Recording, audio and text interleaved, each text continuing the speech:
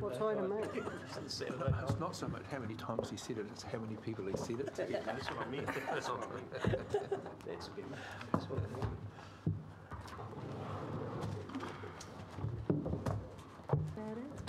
Item 8. Given, welcome. Item 8. Kia ora, members. Item 8 is an item for information. Members may recall that every year about this time we report on what this committee has been up to in the previous preceding 12 months. So item 8 is pretty much just a short, brief summary of just that. What has this committee been doing? It's in the past 12 months. That is the financial year. This time around though, this year, the annual activity summary report is intended to be incorporated within the broader council's annual report of its wider activities. And that is why the text of the draft summary report has a watermark there saying it's an extract from the council's annual report.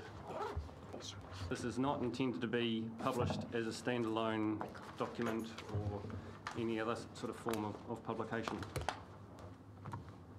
It would nest in amongst a fuller story around what the regional council is up to and how it involves Maori in its decision making across the broad spectrum of things, above and beyond just this regional planning committee. As I say, this is just presented for information purposes only to this committee. I'm happy to take any questions or seek feedback. Okay. Councillor Belford. Yeah, item L refers to the review of the RPC's performance to be done by September 2018. What's the progress on that and how is that work being done? So we actually just yesterday wrote to the chairs of the tangata whenua appointers. As you recall, so we wrote I think in May to the to the same group requesting, highlighting the fact that this review needed to take place. It was a statutory requirement, and that and seeking any review, advice or feedback. From memory to date, and then around about that time, council held a workshop and provided. Discussed the matter, and that was captured in a summary document, and then I think was the subject of a discussion. I think at a closed workshop within this committee. To date, we've only received 2 formal responses from the tangata whenua chairs, and so we wrote. I think a letter went out yesterday, just seeking clarification whether it was an intention to feedback or whether it was just a matter for staff to report on back to this committee, and it's our intention to report to this committee on October on the outcome of that review. Who is the report done for? Look, the legislation is not entirely helpful. It just says that it says that we must undertake a review of the performance. It doesn't give us really any guidance on what that meant. And so, from recollection, the letter that went out originally suggested a number of matters that might want to be considered for the review, and then the legislation also provides that. The Regional Planning Committee may, or the appointers may make recommendations out of the review, but it's not a requirement for there to be recommendations for the review. So really without a lot more guidance from the legislation, it's probably within the discretion of this committee to decide how deep and wide that review goes. Perhaps I could just add that we, I think probably, look, I'm not sure whether all of the PSGs have received the same letter, but the council received a letter from the Minister for the Environment just over a week or so back, suggesting that that he and his officials are keen to see the outcome of the review as well.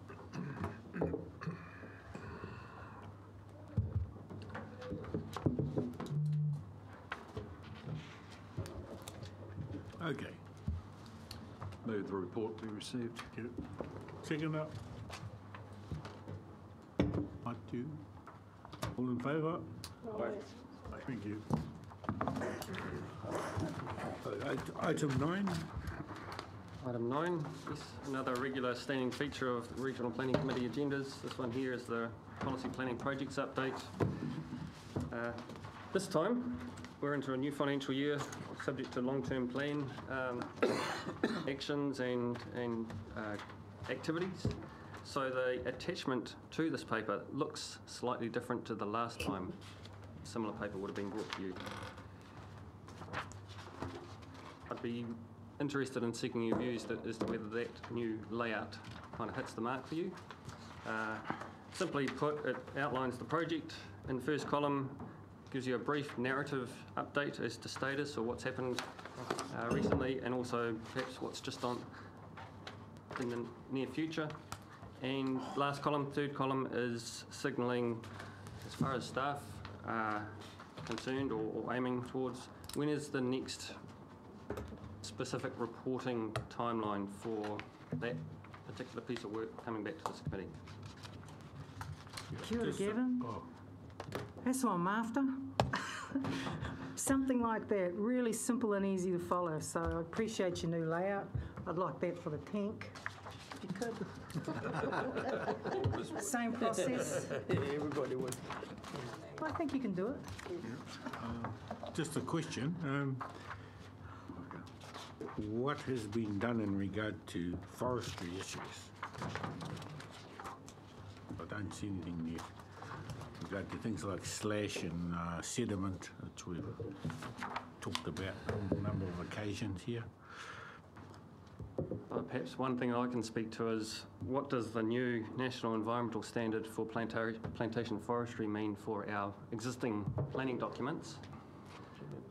In a nutshell, the NES trumps any of our existing planning documents, and we are, all councils in the country are expected to now look at our planning documents and align those to the new National Environment Standard.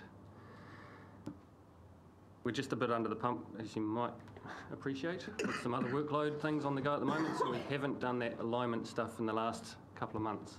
But we do aim to do the alignment exercise before Christmas. It is just that, it's an alignment exercise. It's a technical series of amendments, probably features doing a whole lot of footnotes to our existing planning documents and not much more than that. Can we have a discussion on that at the next RPC meeting with the agenda item? Could do, but in that sense of alignment, it's, as I say, more technical amendments, clarification of what rules apply to forestry, what rules apply to planting of trees.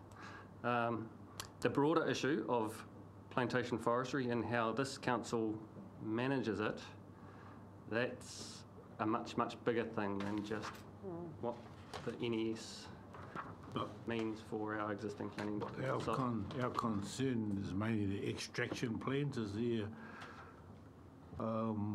scope within this NES documentation to look at that? Well, we had a paper prepared for the Council's Environment Services Committee that dealt with the current submission of harvest plans to the council, and so probably the most expeditious way to address the questions you have, Chair, is if we circulate that paper to the committee, and you can let us know if there are further questions you have. Okay. Yep. Thanks. Further question, Chair? Yes. Thank you. Gavin, PC8 Tahuru and Mohaka catchment plan change. I see you've got down there to report back here on the 12th of December. Can you just give us a brief summary of where we're at, what that report's likely to include? Or So the December date is, if you may recall, this particular paper around RM projects update and the statutory advocacy update, they come to this committee every other meeting, every second meeting. Yeah. So it would be the next edition of this update that comes to you in December. That's all I was foreshadowing it in here. So It's not a standalone item that's an extensive story around what is happening with Mohaka plan change. Okay, so that, yeah. Yeah, so look, if I could add, with your leave, Chair, if I could add to that. So we're acutely aware of the need, of the commitment to get on with Mohaka, but as you'll appreciate, the scale of the tank process and some other processes in the last few months has effectively precluded us from progressing that way. I do have one staff member who has been tasked with making sure that, because we have done some work of making sure that is captured and so that we're up and ready to go. We've also been frankly understaffed, and we're sort of through the last LTP process and the commitment to increase our capability, we've been lucky that we have secured 3 additional planners, not all full-time, but and one very senior planner who's very keen to get involved in a freshwater catchment plan change. So we are incredibly hopeful that the tide has turned in terms of our capacity to get on with this. We are undertaking quite a deep dive into a review of the tank plan change, what worked and what would improved, and we're also absolutely committed to making sure that the next steps we take in plan change are done with a decent degree of co-design and consultation with tangata whenua before we launch into it. So cool. I can accept that.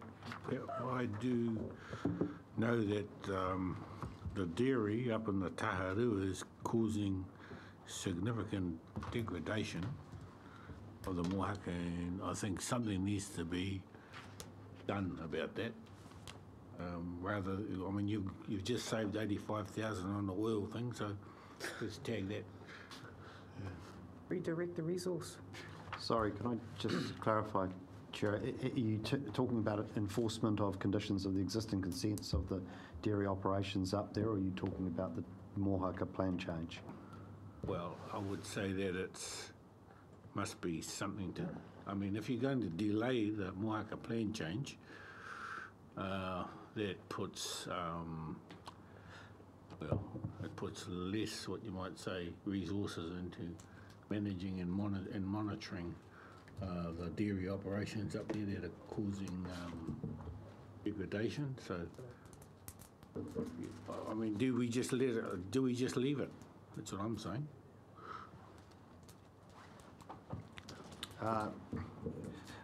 Well, look, we do have comprehensive compliance work across dairy farming operations in the region, and if they're not complying with their consent conditions, then they will be subject to enforcement action. I'm not aware of any non-compliance to those consent conditions. However, I am aware that there is an ongoing issue in terms of nitrogen loss from the top of the catchment that's affecting river water quality. That is only an issue that we can deal with through the plan change. That is one of the reasons why getting onto this plan change is a high priority for us. So, just a quick question, James, just to clarify.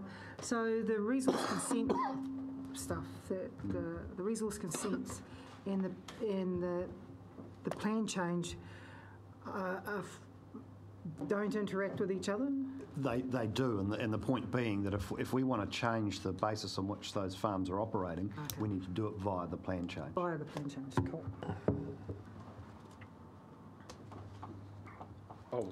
Happy to move the acceptance of the report, Chair. Second that. Jenny? Yep.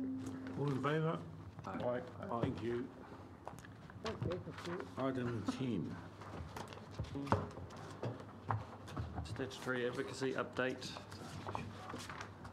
let's just take this one as read, but I would draw your attention to an event that's happened in the last 24 hours, and that is in relation to the first item, Hastings District Council's variation for the Iona rezoning.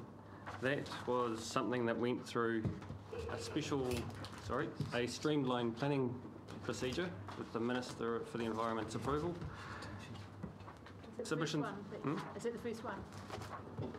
First time that's been used? Yes, first one that's in my news is that as of yesterday, the Minister has agreed with the Council's decisions and approved the rezoning to proceed. So it is the first one that the Minister has indeed approved. I think it was the second one that he had received in the first instance. Certainly the first one that he has now approved at the end of the process. So, yeah, that's just news breaking earlier today. On that one, there are no appeal rights. The features of this streamlined planning process. Gavin, is it possible to for you to circulate a map of the area that's been rezoned? For the Iona one? Yeah, where is it? Just explain it. Yes, I could do. Between Middle Road and I know the one. And Iona Road. Yeah. That wedge. And the whole wedge is done. The whole wedge. Pretty good chunk of it. Yes. It's all around the low 50 property. It's a big chunk. Councillor, there is a hyperlink in there, hopefully in electronic No, it doesn't form. work. I've tried it. Ah, okay. Of course you have. That's right. Any other questions on that one? Yes. Someone move that report be received? Oh, sorry, Chair. The Public Notification Plan Change 12, which is the Napier City Council, there were hearings scheduled for yesterday and the day before. Were we involved with those? I mean, I know we made a submission. That was my bad. Sorry, I apologise. I got the wrong dates. It's Monday and Tuesday next week. Oh, okay, right. Whatever they are, 17, 18. And then, sorry, Chair, a further question from that. The other one, Napier City Council one, which is the hearing's already heard, and you go in there, 6 conditions in particular addressed HPR's concerns regarding stormwater.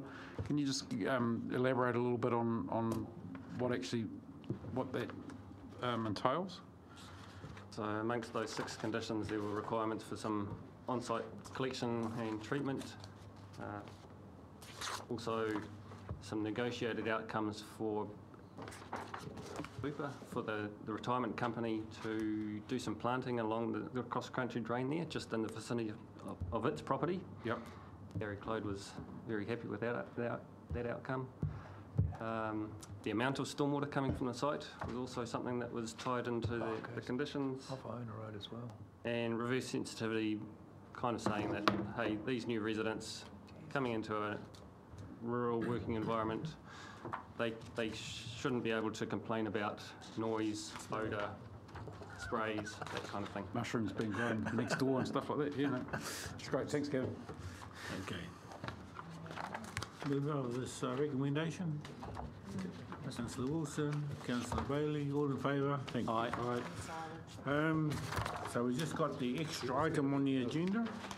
Tutai Kuri, outstanding water bodies. I don't know who's leading that.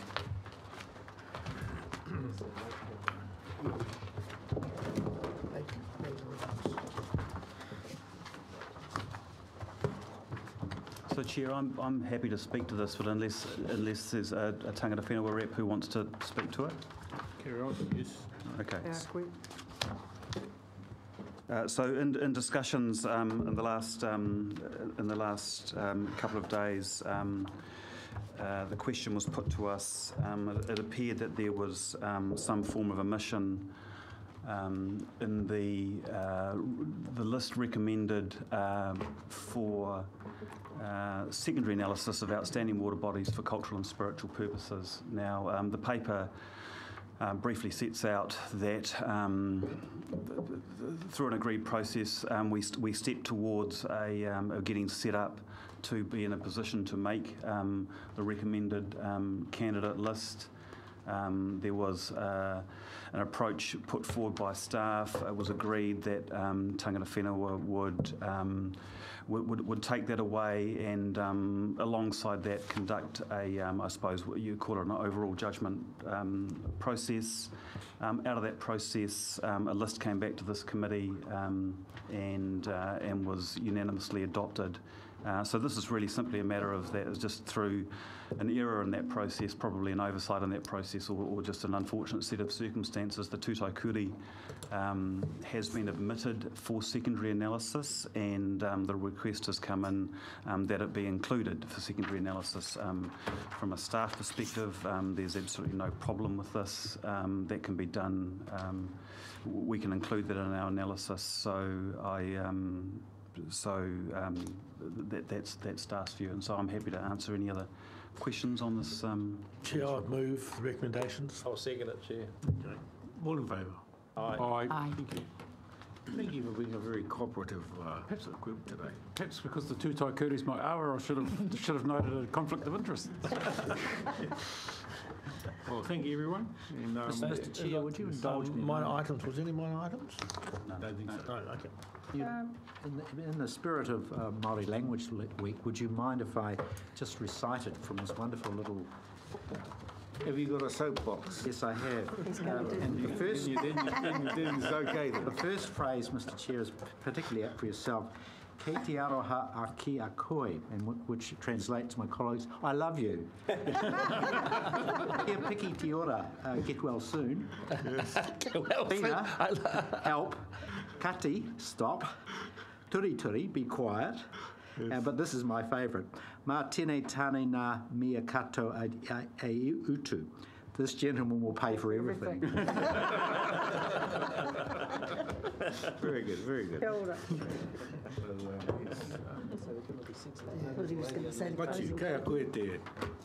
Just before that, Mr. Chairman, can I just thank the members that have bought raffle tickets. As you know, St Joe's are going to Italy and their fundraising. The council generously given a small koha for that, and a total of $600 is coming out of this building tomorrow to be given to them. Strict criteria for the girls. They don't have a certain pass mark. They aren't in the party.